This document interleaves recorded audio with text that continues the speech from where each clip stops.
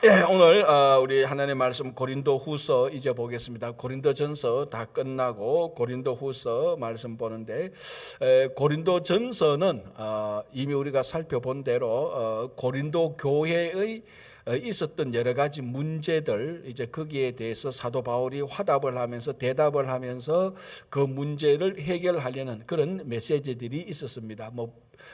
고린도 교회 안에 있는 당파, 음행의 문제, 우상 숭배의 문제, 그리고 우상을 드리는 우상 앞에 드린 그 제물을 먹는 문제, 또 가만히 안에 또 자세히 살펴보면 믿음이 강한 자와 믿음이 약한 자 사이에 그 조정해야 되는 문제들, 이런 문제들에 관하여서 바울이 십자가의 지혜도 말씀했고, 특히 또 사랑도 얘기했고, 또 은사를 잘 사용하는 그런 일들을 이제 그런 권면을 통해서 고린도에 있었던 고린도 교회에 있었던 문제들을 해결하려는 그 편지가 고린도전서였고, 고린도후서는 약간 같은 고린도 교회 교인들에게 보내는 것이지만 그 성격이 다릅니다. 이 내용을 읽어보면은 바울이 당했던 그 환난에 대하여서 많은 이야기가 나오고 있습니다. 오늘 1장에서도 벌써 환난에 대해서 바울이 이야기를 하고 있고, 또 고린도 교회에서 바울에 대하여서 바울에 대한 그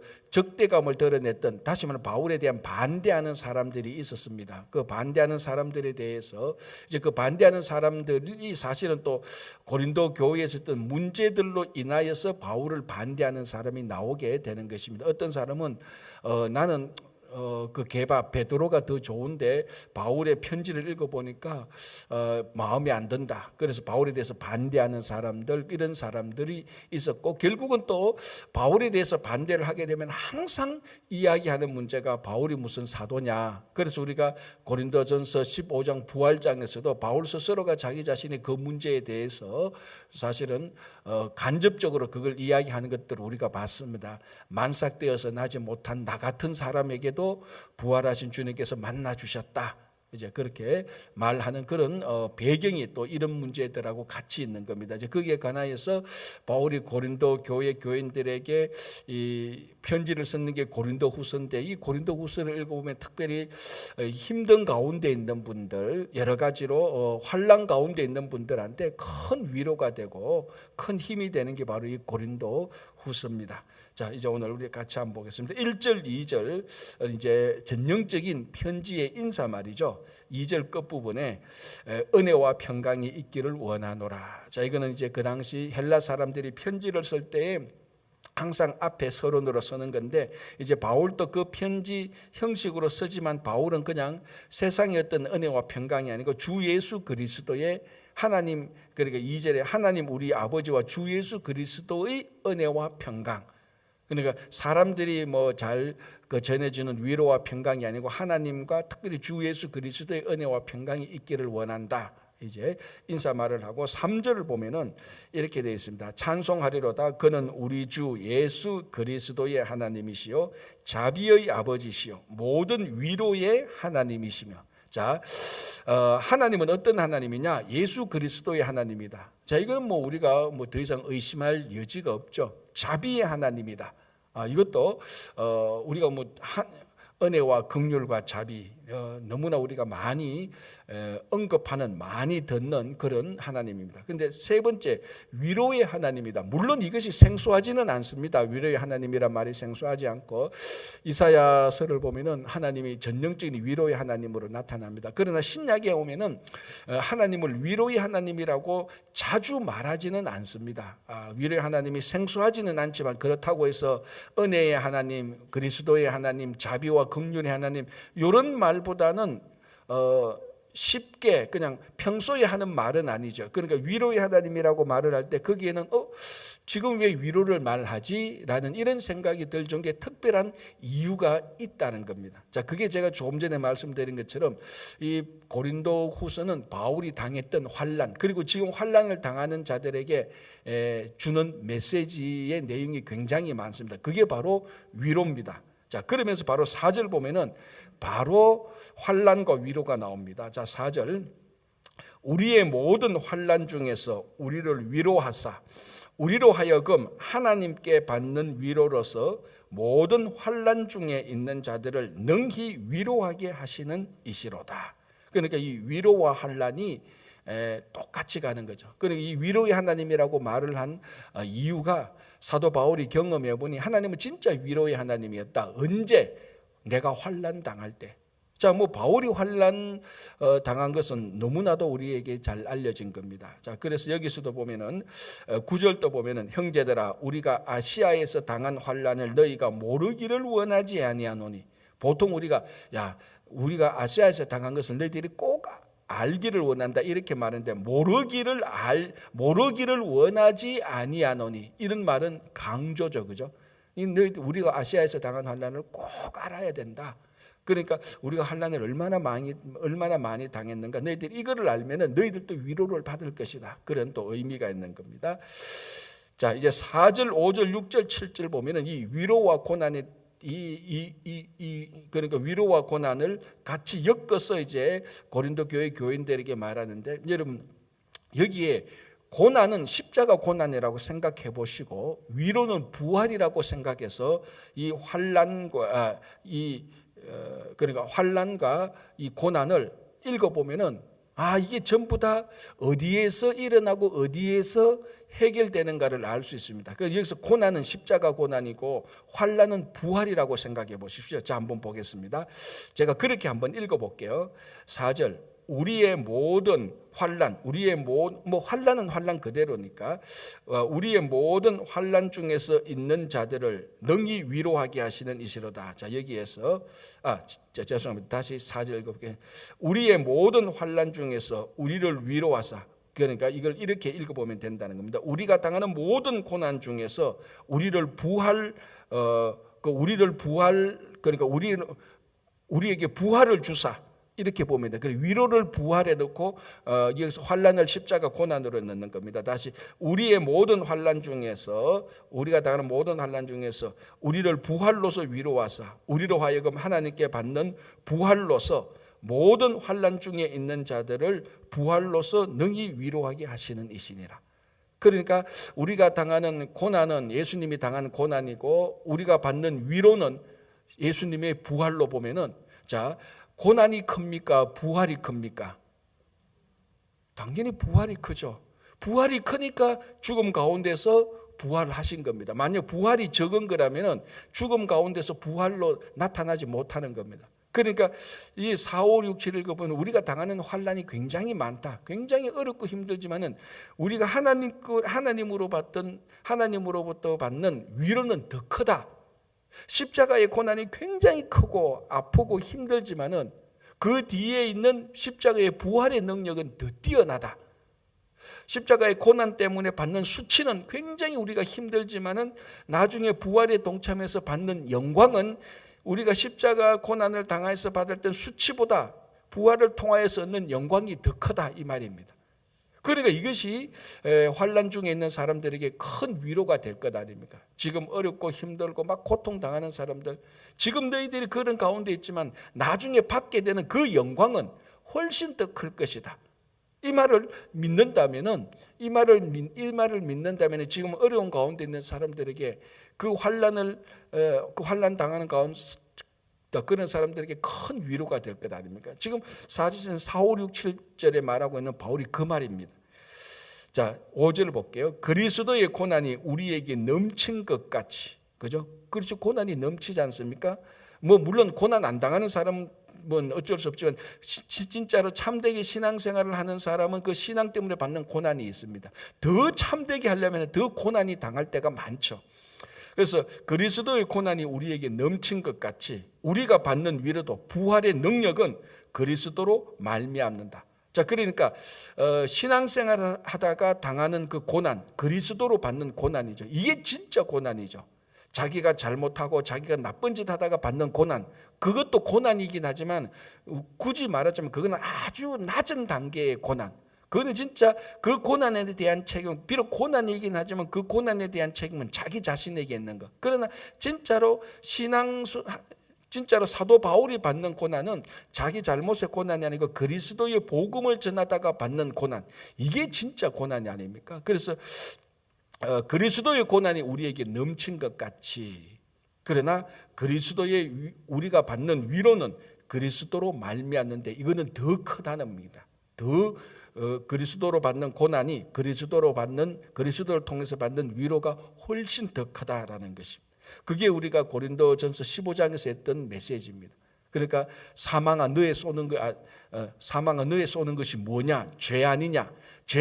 이 죄야 너가 쏘는 것은 뭐냐? 율법이 아니냐? 이렇게 말하지만 결국 예수 그리스도께서 율법과 죄를 정복함으로 말미암아 사망이 우리를 끌어낼 수 있는 모든 것을 예수 그리스도의 능력이 다 잘라버려서 사망이 우리하고 연결이 안 되게 하는.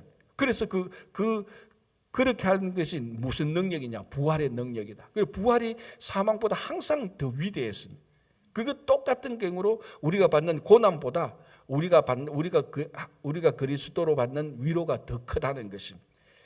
자, 6절 우리가 환난 당하는 것도 너희가 위로와 구원을 받게 하려는 것이요 우리가 위로를 받는 것도 너희가 위로를 받게 하려는 것이니. 자, 이제 실제적인 지침을 말하고 있죠. 사도 바울이 내가 환난을 당하는 건데 나는 환난을 당하는 것보다 그리스도로 말미암아 받는 위로가 더 크다. 자, 그러면서 말하기를 내가 환난되는 것은 너희 그러니까 고린도 교회 교인들 말이죠. 고린도 교회 교인들 너희들도 내 환난을 통해서 내가 고난을 당하는 것을 통해서 너희도 위로를 받게 하는 것이고 내가 이 환난을 당하는 이유는 여러분들을 구원하기 위하여서 환난을 당한다. 그러니까 바울의 환난은 고린도 교회 교인들하고 같이 연결해보면 두 가지 목적이 있습니다. 바울이 당하는 환난은 환난 당하고 있는 고린도 교회 교인들을 위로하고 고린도 교회 교인들을 구원하기 위하여서 구원받도록 하는 사역 가운데서 환난을 당하는 것입니다. 자, 우리가 늘 실제적으로 우리도 그렇지 않습니까? 내가 이렇게 어렵고 내가 10가지 어려운데 30가지 어려운 사람이 내게 와서 너 참 어렵지? 너 10개 어렵구나. 야, 나는 30개 어려움을 당했어. 그러면 10개 어려움을 받는 사람이 30개 어려움을 당하는 사람에게 위로를 받습니다. 예를 들어서 나는 10개 어려움인데 하나도 10개 어려움 없고 맨날 희죽거리며 웃고 즐기는 사람이 너 참 어렵구나라고 이렇게 말하면 10개 환난 받는 사람이 속으로 뭐라고 말하겠습니까? 네가 내 아픔을 알아? 이렇게 말할 것이 이런 마음이 생길 것이죠. 이런 마음이 자연스럽게 나오는 겁니다. 그러나 내가 10개 고난 속에 있는데 30개 40개 고난 당하는 사람이 와서 너 참 힘들지? 나도 힘들어 봤기 때문에 너 힘든 것을 알아. 그러면 이 사람이 위로가 되는 거죠. 아, 저 사람은 내보다 더 힘든 것을 당했구나. 그 말이 내보다 더 힘든 어려움을 당했던 사람의 말이 내게 위로가 되는 겁니다. 자, 그래서 바로 8절 9절 보면은 바울이 아시아에서 당한 환난을 너희들이 반드시 알기를 원한다. 너희들이 모르기를 원하지 아니한다라고 바울이 자기 고난을 고린도 교인들이 꼭 알아줬으면 좋겠다. 왜? 이거는 내가 이만큼 고난을 당했으니까 내야말로 진짜 사도야. 난 진짜 훌륭한 사람이야. 자기 자랑을 하려고 고린도 교인들이 환난을 알아라라고 말하는 게 아니고 고린도 환난을 당하는 그 사람들에게 위로가 되게 하기 위하여서 내 고난을 너희들이 꼭 알았으면 좋겠다. 너희들도 고난 당하지? 너희들 내 고난 알잖아. 내가 얼마나 고난을 받았어. 아시아에서 당한 고난 고린도 교인들은 다 알고 있습니다.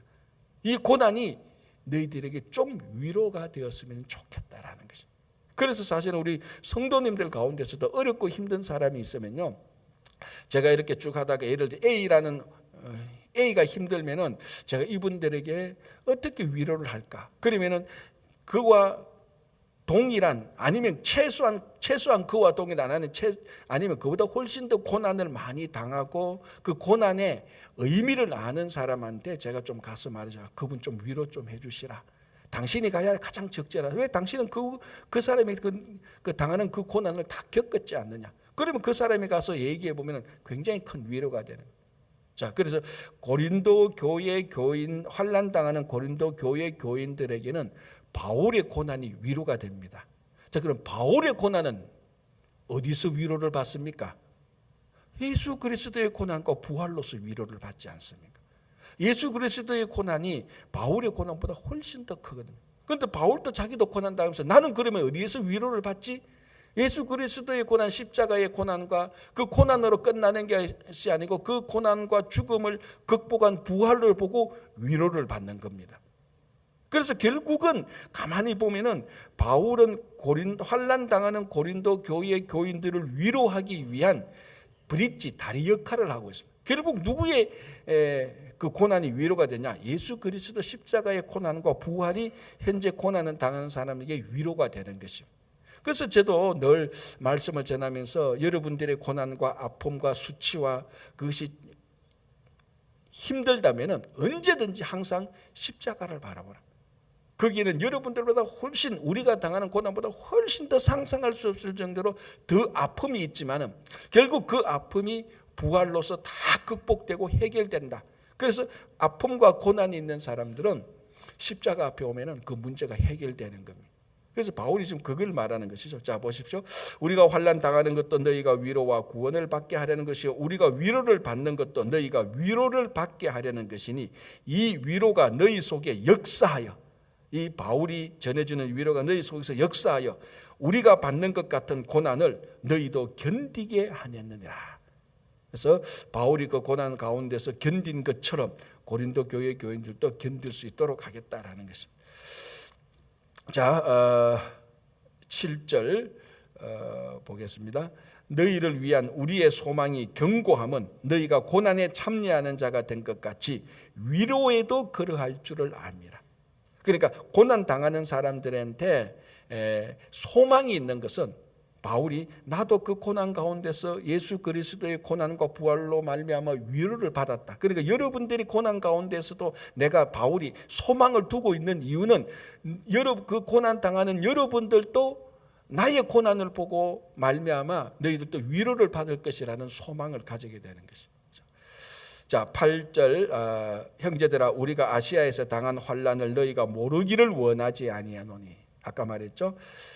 힘에 겹도록 심한 고난을 당하여 살 소망까지 끊어지고 우리는 우리 자신이 사형 선고를 받은 줄 알았다. 바울의 고난이 얼마나 컸느냐? 사형 선고를 받은 줄 알았다는 겁니다. 사형 선고 받으면 어떻게 됩니까? 죽는죠. 이 고난으로 인해서 바울이 어떤 생각을 가졌는가 하면 이 고난으로 인해서 내가 죽게 되겠구나. 이거 죽겠구나. 그냥 겁이 나서 죽겠구나가 아니고 고난의 정도를 보니 이렇게 고난이 계속되면 나는 죽을 수 있고 나는 죽는구나. 그만큼 죽음에 이르기까지 바울은 고난을 당했습니다. 우리가 뭐 잘 알지 않습니까? 사도행전을 이미 봤기 때문에. 특별히 이제 고린도전서 15장에만 해도 바울이 사도행전에서 말하고 있지 않은 고난 한 가지를 얘기했잖아요. 내가 에베소에서 맹수와 싸웠다라고 말합니다. 그게 실제로 맹수와 싸웠는지 아니면 맹수와 같은 무시무시한 어떤 대적 아니면 어떤 고난을 당했는지는 정확히는 모릅니다. 그러나 맹수와 싸웠다는 그 말 속에 맹수와 싸웠던 아니면 그와 비슷한 대적과 만났던 자기가 당했던 고난은 맹수와 싸울 정도의 고난을 당한 겁니다.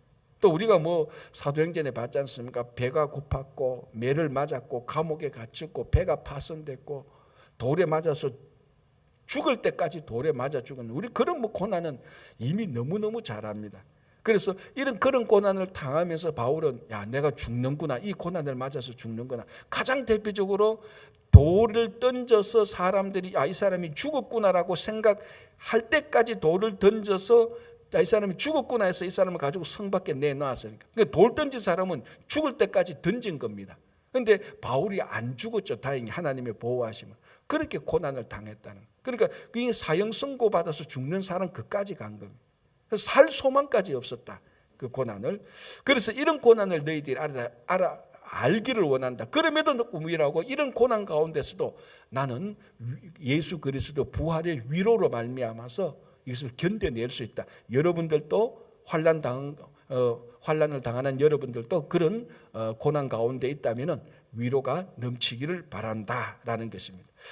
자, 9절 볼게요. 우리는 우리 자신이 사형 선고를 받은 줄 알았으니 이는 우리로 자기를 의지하지 말고 오직 죽은 자를 다시 살리시는 하나님만 의지하게 하심이라. 자, 고난을 당하는 사람이 고난을 통과하고 얻는 신앙의 교훈이 뭐 여러 가지들이 있겠죠. 사람마다 차이도 나겠지만은, 그러나 고난을 당하고 고난을 통과한 모든 성도들의 공통적인 교훈이 있습니다. 고난을 당해보니 이게 내 힘으로 되는 게 아니구나. 그 고난 가운데서 하나님을 의지하게 되는 그런 교훈을 받게 되는 것입니다. 그런데 고난을 당했는데 하나님을 의지하는 그런 신앙의 교훈을 받지 못했다. 그거는 진짜로 헛수고한 겁니다. 우리가 고난을 통해서 얻게 되는 가장 진짜 금보다 더 귀중한 것이, 앞으로 내 인생은 전적으로 하나님만 의지하고 살겠다는 그런 신앙의 각오와 결단이 생겨야 되는 겁니다. 그게 고난이 우리에게 주는 유익을 받는 겁니다. 가끔 이제 제일 안타까운 사람들의 유형이 뭔가 하면, 저렇게 고난을 당하고 환난을 당했으면서도 하나님을 의지하지 않는, 그런 하나님을 의지하는 교훈을 받지 않는 사람들. 옆에서 보면은 굉장히 안타깝죠. 저 고난에는 반드시 어떤 다른 하나님의 교훈도 있겠지만 반드시 있는 교훈이, 이제는 사람을 의지하지 말고 전적으로 죽은 자를 살리는 하나님을 의지하는 그런 고난을 반드시 받아야 되는데, 그 고난을 받지 않는다? 그거야말로 진짜 그 고난의 의미를 다 놓쳐버리는 그런 어리석은 사람입니다. 자, 12절 볼게요. 우리가 세상에서 특별히 너희에 대하여 하나님의 거룩함과 진실함으로 행하되 육체의 지혜로 하지 아니하고 하나님의 은혜로 행함은. 자, 바울이 고린도 교회 교인들을 만나서 사역하고 그들과 관계를 맺고 하여튼 어떻게나 관계된 모든 일을, 사역을 바울은 말합니다. 육체의 지혜로 하지 아니하고. 자, 이 육체의 지혜는 인간적인 방법, 세상적인 자랑, 자기의 인간적인 능력, 힘, 지혜로 했다는 것이죠. 그러나 바울은 그런 것으로 하지 아니하고 하나님의 은혜로 행했다. 이게 바울이 끝까지 하나님의 사역을 감당할 수 있었던 이유입니다. 하나님의 은혜로 행할 때 끝까지 가는 것이지, 자기 육체의 지혜, 자기가 좀 있는 능력, 자기 지식, 그걸로 행하다가는, 한 번, 두 번 행하다가는 언제나 중간에 멈추게 됩니다. 그래서 사역을 끝까지 갈 수 있는 사람은 결국 하나님의 은혜로 하는 거죠. 하나님의 은혜로 한다는 것은 자기 육체의 지혜를 의지하지 않고 하나님만 의지하고 가는 겁니다. 그렇죠? 그게 바울이 이렇게 말을 하지만은 실제로 우리가 이 땅에서 주님의 사역을 하는 것도 똑같습니다. 교회 봉사하는 것도 똑같습니다. 육체의 지혜로 하면요, 결국은 그것 때문에 갈등과 마찰과 혼란이 생기는 겁니다. 결국 육체의 지혜로. 결국 우리가 하는 건 뭡니까? 하나님의 은혜로 행하는 거죠. 하나님의 은혜로 행해서 사역이 이루어지면은 거기에는 자랑과 교만이 없습니다. 육체의 지혜로 해서 뭔가 좀 일이 이루어지면 그건 자기 육체로 한 것이니까 사람들이 자기 알아주기를 바라고, 그리고 육체의 지혜로 했던 그 일 때문에 자기가 그 공동체에서 어떤 영향력을 발휘하게 되고, 영향력을 발휘해 보니까 세상적으로, 인간적으로 기분이 좋거든요. 계속 육체적인 지혜로, 인간적인 방법으로, 세상적인 방법으로 계속 하다 보면 그 일로 인해서 갈등이 생기고 혼란이 생기고 결국은 공동체가 무너지기 시작하는 겁니다. 하나님의 은혜로 행하는 것은, 어떤 일이 이루어졌을 때 그 일이 하나님의 은혜로 행하기 때문에 거기에 참여한 사람들이 전부 다 하나님의 은혜로 이루어졌기 때문에 아무도 자기 자랑을, 자기 힘을, 자기 공적을 내세우지 않습니다. 여러분, 공동체 생활, 특별히 신앙 공동체 생활을 하는데 굉장히 중요한 게 이거 아닙니까? 이 하나님의 은혜로 이루어졌기 때문에 누구 하나 자기를 내세우지 않는, 결국 교회 공동체의 어려움이 자기 자신을 자꾸 내세우려고 하다 보니, 자기 자신을 내세우는 것만큼 사람들이 인정을 해줘야 되는데 인정을 안 받을 때 서운해하고, 그래서 그 인정을 받으려고 더 자기 자신을 내세우다 보니까 갈등과 혼란이 생기는, 그게 뭐냐, 전부 다 오늘 바울이 말하는 것은 육체의 지혜로 하려고 할 때 그런 부작용이 생기는 겁니다. 일도 안 되고. 그러나 하나님의 은혜로 행할 때는 그런 부작용도 없는 것이죠. 그리고 자기 자신을 내세우지 않습니다. 이게 하나님의 은혜로 이루어졌다고 신앙 고백을 진심으로 하는 사람은 이 일에 대한 공적을 자기가 했다고 내세우지 않는 것이죠. 그게 이제 그 공동체가 조화롭게 되고 은혜가 되는 것입니다. 그래서 그 일이 크든 작든 직분이 중요하든 안 중요하든, 사실 뭐 직분이 중요하고 안 중요한 게 어디 있습니까? 다 똑같은 직분. 하나님 보시기에 다 가치가 있는 것입니다. 어떤 직분이든 어떤 일이든 육체의 지혜의 힘은 다 빼야 되고, 진짜 하나님의 은혜로 감당할 때 그 일이 더 은혜롭고 공동체가 성숙해지는 것입니다. 그렇죠? 자, 18절을 한번 보겠습니다. 이렇게 되어 있습니다. 하나님은 믿으시니, 하나님은 믿으시니라, 즉 하나님은 신실하다는 말입니다. 하나님은 신실하시니라. 우리가 너희에게 한 말은 예하고 아니라 함이 없도다. 자, 이게 무슨 말인가 하면, 하나님은 신실하시다. 그렇기 때문에 하나님은 예라고 말을 하고 뒤에 돌아서는 아니요 이렇게 말을 안 한다는 겁니다. 쉽게 말해서 신실하신 하나님은 한 입에 두 말하지 않는다는 겁니다. 하나님께서 예라고 말하면 그건 예가 맞다는 겁니다. 우리가 보통 그러죠. 앞에서 이런 얘기하는 거 뒤에 가서는 뒷북치는 그런 경우 있지 않습니까? 그때 우리가 언제 배신감을 느끼는가 하면은 뒤통수 맞을 때, 그때 배신감 느껴져요. 그럼 어떤 경우가 뒤통수 맞고 배신감 느끼나? 앞에서는 예라고 말하고 뒤에 가서는 아니오라는 행동을 하는 거예요. 아니면 앞에서 아니오라고 말을 해놓고 뒤에서는 예라는 행동을 하는 겁니다. 그러니까 표리부동한 거죠. 속과 극이 다른, 속과 끝이 바깥이 다른 겁니다. 그런데 바울은 뭐랍니까? 하나님은 믿으시다. 하나님은 신실하시다. 하나님이 우리에게 위로를 주신다 그래 놓고 돌아서서는 고난을 주시는 그런 분은 아니다. 하나님께서 우리에게 고난을 주신다면 그 고난에 대한 반드시 의미와 교훈이 있고 거기에 반드시 위로가 있다. 그런데 하나님은 뒤에 돌아서서 고난만 주고 위로는 안 주는 그런 하나님이 아니라는 겁니다. 하나님은 신실하시다. 하나님의 약속은 신실하시다. 하나님의 인품은 신실하시다. 예하고 아니라고 말하는 법이 없다는 겁니다. 자, 여러분, 인간관계를 할 때 한 사람이 예라고, 내하고 관계에서 예라고 말하고 끝까지 그 예라는 말을 지키는 사람은 우리는 신뢰를 하게 됩니다. 그런데 한두 번 만났는데 예라고 말하고 한 달 뒤에 6개월 뒤에 보니까 예라고 말을 했는데 예라고 하는 행동을 보니까 아니오라고 말을 해. 의심이 들죠. 그런 일을 한 번, 두 번 딱 당하면 이 사람은 신뢰할 수 없구나. 딱 우리가 판단하지 않습니까? 그런데 오늘 바울은 하나님은 신실하시다. 하나님이 예라고 말하면 그건 예다. 아니오라고 말하면 아니오다. 예라고 말해놓고 돌아서서 우리에게 뒤통수 치듯이 아니오라고 말하는 하나님이 아니라는, 하나님은 신실하시다. 자, 그리고 이 하나님의 약속 신실하심이 어디에서 다 이루어지는가 하면요, 20절 보시기 바랍니다. 하나님의 약속은 얼마든지, 이것은 얼마든지는 모든 것을 말하는 것입니다. 하나님의 약속은 모두 다 그리스도 안에서 예스가 된다는 겁니다. 그리스도 안에서. 그러니까 우리가 예수 그리스도 안에 있을 때, 예수 그리스도 안에 있을 때 하나님께서 우리에게 약속하신 모든 것은 다 이루어집니다. 반드시 이루어집니다. 그러나 이게 이제 타이밍에 문제가 있고 방법에 문제가 있죠. 문제가 있다기보다는 내가 정한 타이밍이 아닐 수도 있고 내가 원하는 방법은 아닐 수 있지만은 하나님의 시간에 하나님의 방법대로 하나님의 약속은 그리스도 안에서 100% 다 예스로 다가오는 것입니다. 그래서 그리스도 안에서 하나님의 모든 약속은 우리에게 다 이루어지는 것입니다. 자, 한번 생각해 보세요, 여러분. 그리스도 안에서 우리의 죽음을 극복하시고 부활케 해주신, 영원한 생명을 주신 예수 그리스도 안에서 하나님의 약속이 안 이루어질 게 어디 있습니까? 자, 모든 생명체의 모든 마지막은 항상 죽음입니다. 그래서 그 죽음이 극복되었다는 것은 다른 모든 일들이 다 극복되어질 수 있다는 것입니다.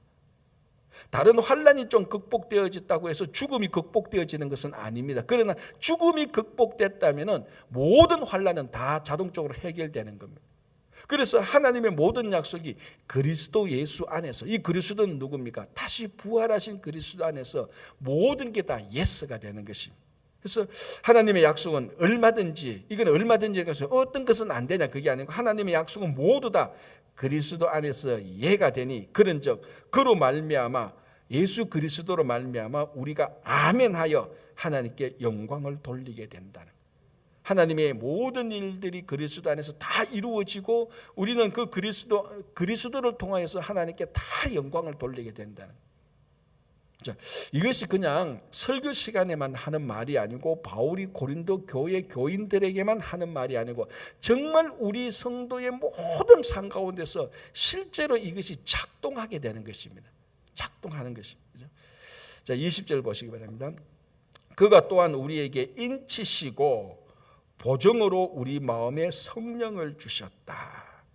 자, 21절 그 앞에 우리를 너희와 함께 그리스도 안에서 굳건하게 하시고 우리에게 기름을 부으신 이는 하나님이시다. 자, 기름을 붓는다는 의미가 여러 가지가 있습니다. 기름을 구약에서는 가장 전형적으로 기름을 부어서 하나님의 일꾼을 쓰는 겁니다. 대표적으로 왕과 선지자와 제사장은 하나님께서 기름을 부어서 하나님께서 사용하신 하나님의 종, 하나님의 일꾼이라는 표시를 합니다. 자, 여기에 한 가지 같이 포함된 의미는 뭔가 하면 기름을 붓는다는 것은 세상의 다른 사람들하고 구별한다는 겁니다. 기름을 부어서 구별시킵니다. 이 왕은 예를 들어서 우리 다윗은 하나님께서 다른 왕들하고 다른 사람들하고 따로 구별해서 왕으로 세웁니다. 그 표시가 머리에 기름을 붓는 겁니다. 선지자와 제사장도 마찬가지로.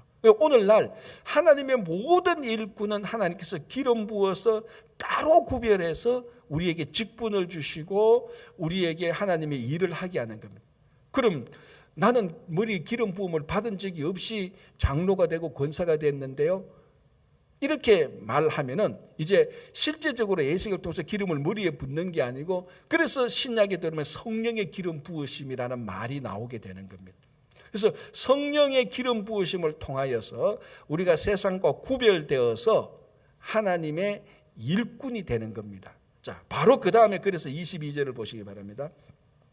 그가 또한 우리에게 인치시고 보정으로 우리 마음에 성령을 주셨다라고 말합니다. 그러니까 이 기름 부으심은 구별됨, 다른 의미는 또 거룩함하고 같은 말이죠. 기름 부으심은 구별됨의 의미인데, 이 하나님께서 구별한 것은 전부 다 하나님의 소유입니다. 따로 구별해서 하나님의 소유로 가지고 이 하나님의 것은 하나님께서 전적으로 책임져 주시고 하나님의 것은 전적으로 하나님의 일을 하는 것이죠. 그래서 22절 그가 또한 우리에게 인치시고, 인이 뭡니까? 도장 아닙니까? 옛날에 우리 저도 아직까지도 무슨 버리시는가 하면 책을 사면은 그 책에 제 도장을 찍습니다. 이유는 이건 내 것이라는 표시고, 또 하나는 이유는 다른 사람이 못 가져가도록 책에 도장을 찍습니다. 아직까지도 받는 거 책 사면 책에 도장을 찍는 거죠. 이게 내 것이라는 표시. 그 딱 찍을 때 그 도장 찍는 게 인치는 것이죠. 그 인치는 순간부터 이 책은 내 것이 되는 겁니다. 물론 그 전에 내가 가격을 주고 그 책을 구입했을 때도 내 것이지만, 다른 사람들이 볼 때 이 책이 내 것인지 아닌지 모르잖아요. 내 도장이 찍히면은 사람이 봅니다. 이거 누구 것이구나. 그래서 하나님께서 우리는 세상의 것이 아니고 하나님의 것이라고 인을 치셨습니다. 우리에게 도장을 찍었습니다. 자, 그리고 이 우리에게 인치시고 우리에게 도장 찍었는 것을 아무런 표시가 없으면 안 되잖아요. 표시가 있어야 되잖아요. 도장을 찍으면 도장 찍은 표시가 나야 되는데, 하나님께서 우리에게 도장 찍었다고 해서 이마에 어떤 표시가 있는 게 아니잖아요. 그래서 그 보정으로, 인치심을 받았다는 보정으로 우리 각자 마음에 성령을 주신 것입니다. 자, 그리고 또 우리가 성령 받았다는 건 또 어떻게 합니까? 우리 바울이 이야기를 쭉 따라가면, 고린도후서뿐만 아니라 로마서로부터 바울의 편지를 쭉 따라가면은, 우리가 성령 받았다는 것은 우리를 그리스도를 저주할 자로 하지 않고 그리스도를 주라고 부르는 겁니다. 자, 여러분들 가운데, 이 새벽에 오신 가운데 그리스도를 저주하는 사람이 있습니까? 아무도 없죠. 그리스도를 우리의 구주로 믿는 사람입니다. 그리스도를 우리의 구주로 믿는 사람은 성령께서 우리에게 역사하셨다는 것을, 그 성령께서 역사하신 것을 우리가 영접했다는 것입니다. 그리고 우리의 성령이 있습니다. 이 성령은 뭐냐? 우리가 하나님의 것으로 소유된 것이라는 표시, 보정입니다. 그래서 내가 예수님을 구주라고 고백하는구나. 내게 성령께서 역사하시는구나. 내가 성령께서 역사하시면 하나님이 나를 하나님의 것으로 삼으셨구나. 그런 각오, 똑같은 원리입니다. 자, 그러면은 하나님이 나를 하나님의 것으로 삼았다는 또 그런 의미는 뭡니까? 하나님께서 나를 세상과 따로 구별했다는 의미도 있고, 내가 어렵고 힘들 때에 내가 하나님의 것이기 때문에 하나님께서 내 어려움을 직접 해결해 주실 책임이 있습니다. 뭐 하나님께서 그 책임 안 하면 우리가 하나님께 책임을 묻겠습니다. 그런 책임이 아니고, 우리가 하나님의 것이기 때문에 하나님의 것은 하나님이 책임져 주시는 것이죠.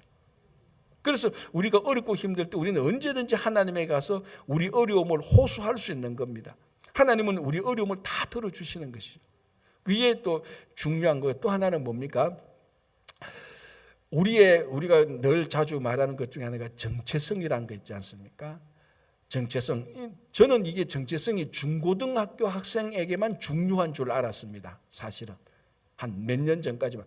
중고등학생들 뭐 자기들이 성장기에 있고 성숙기에 있고, 특별히 우리 이민 온 우리 그 자녀들 그 밖에 나가면 그 영어 써야 되고 집에 오면 한국말 쓰고, 밖에 나면 그 미국 사람들하고 같이 살다가 집에 오면 또 완전 또 한국식 으로 또 살아야 돼. 그러니까 정체성이 혼란되고, 야, 이 아이들의 정체성이 중요하구나. 밖에 나가면 세상으로 살아야 되고, 교회 오면 또 신앙적으로 살아야 되고, 그 사이에서 혼란이 생기는구나. 야, 이거 정말로 우리 중고등부 학생들, 청년들의 정체성이 중요하구나. 저는 그까지만 생각했어요. 이 말이 틀린 건 아닌데 맞는데, 제가 신앙생활을 하고 목회를 하고 이민생활을 하면서 한 몇 년 전부터 계속 제가 새롭게 배우는 게 있습니다. 그게 뭐냐면, 우리는요 죽을 때까지 정체성을 고민하는 사람들이에요. 죽을 때까지, 죽기 직전까지도 내가 누군지, 내가 진짜 이 땅에 하나님의 자녀로 제대로 살고 있는지, 그거는요 청년이 끝나고 결혼하고 어른이 되면 그런 고민이 없느냐? 갈수록 그런 고민이 되어 있습니다. 결국 가만히 보면은 우리가 흔히 하면 너가 누구냐에 대한 대답을 하면서 살아가는 게 우리 인생이에요. 그리고 우리 인생에 내가 하나님의 것이라는 그 정체성이 확실하게 되는 것, 그거는 너무너무 많이 인생에 있어서 어떻게 보면 제일 중요한 우리가 매일 고백해야 되는 것이. 그래서 우리 정체성은 어디에서 생기느냐? 아까도 제가 말했지만 우리 자녀들 보면은 밖에 나가면은 그 미국에 속한 삶으로 살면, 그 집에 오면 또 한국식으로 살아요. 왜? 집에 보면 엄마 아버지가 한국식으로 사니까 그 전형적인 우리 이민자의 가정을 말하는 겁니다. 그러니까 이 학생은 어떤 생각이 되는가 하면 집 밖에 나가면 미국에 속한 사람이 되고 집 안에 들어오면 한국인이 또 되는 거예요. 그래서 그 가운데서 막 혼란이 생기고 이제 성숙해지면 그 가운데 자기 정체성을 확고히 하는 거죠. 마찬가지로 우리 정체성은 어디에서 생기는가 하면은 내가 어디에 속해 있느냐에 따라서 정체성이 나오는 겁니다. 내가 미국에 속했으면 미국인이고 한국에 속하면 한국인이에요. 그래서 사도 바울은 뭡니까? 내 시민권은 하늘에 있다라고 말합니다. 그래서 사도 바울의 정체성은 하늘나라 시민으로서 이 땅에 살고 있는 겁니다.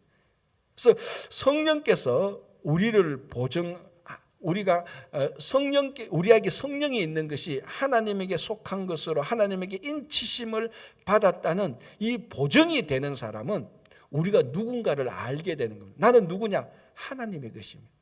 하나님의 것이 내 인생의 정체성입니다. 그래서 내 인생의 정체성은 하나님의 것이기 때문에 하나님께서 나를 인도하신다는 그 든든한 위로가 있고, 하나님의 자녀로 살아가는 내 삶의 의무와 내 삶의 책임이 생기는 겁니다. 그래서 이 1장 22절에 하나님께서 우리에게 인치시고 그 인의 표시로서 보증으로서 성령을 주셨다는 것은 내가 누군가에 대한 확실한 대답이 여기 있는 거예요. 우리는 성령으로 사는 사람이에요.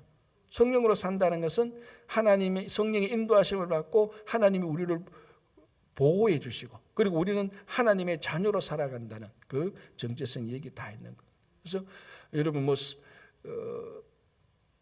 우리 안에 성령이 있다고 해서 매일 불같이 뜨거워야 되고 매일 안수하며 나아야 되고 그런 게 아니고, 늘 우리가 예수 그리스도를 구주로 고백하는 그 마음, 그 고백 자체가 성령께서 우리와 함께 하겠다는 바로 그런 것입니다. 자, 마지막에 24절 한 구절만 볼게요. 우리가 너희 믿음을 주관하려는 것이 아니다. 믿음을 지배하려는 것이 아니라, 바울이 고린도 교회 교인들을 고린도 교회를 개척하고 그분들을 양육하고 훈련했지만 바울은 그들의 믿음의 지배자가 되기를 원하지 않습니다. 이 지배는 권력 행사고 지배는 자기 마음대로 하는 거거든요. 그리고 어떤 경우에 보면 아주 잘못된 경우가 이런 데에서 이단이 나오는 겁니다. 이단이 뭡니까? 자기 밑에 있는 자기가 만든 그 교단의 그 교인들을 믿음으로 온 곳에서 그 믿음으로 다 지배하고 자기 말을 듣도록 하는 겁니다. 아주 잘못된 거죠. 바울은 믿음을 주관하려고 믿음을 지배하려는 사람이 아니고 너희 기쁨을 옆에서 돕는 자가 되고 싶다. 자, 이게 성령이 하는 역할입니다. 성령의 이름이 뭐냐? 파라이클레스. 그게 옆에서 도와주는 사람이에요. 우리가 신앙생활할 때 좀 우리가 먼저